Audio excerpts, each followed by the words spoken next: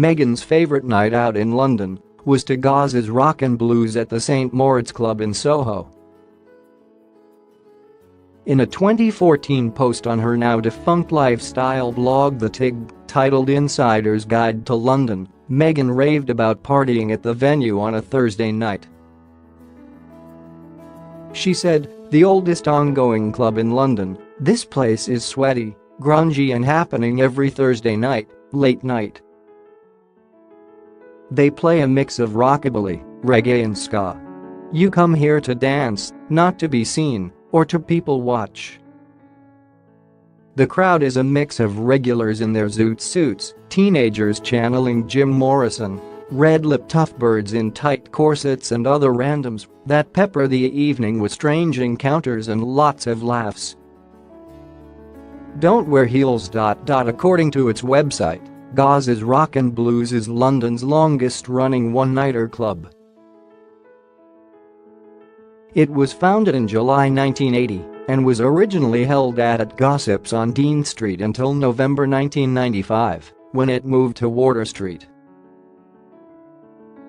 It takes place every Thursday from 10 p.m. until 3:30 a.m. And with entry costing just £7 before 11 p.m. and £9 after. It is very different to the Duchess of Sussex's new royal life.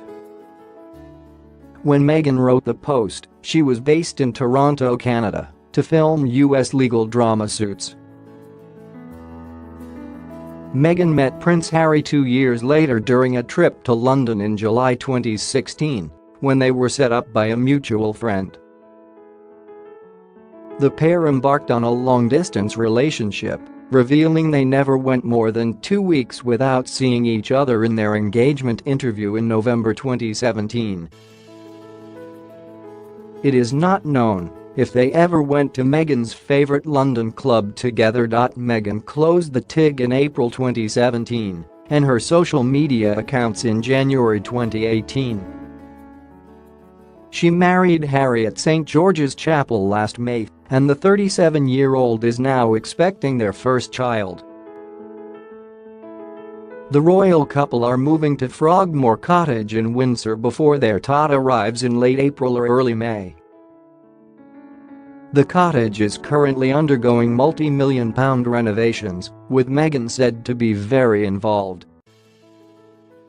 And the Duchess is reportedly planning to give birth at the Mulberry Birth Centre at Frimley Park Hospital in Surrey.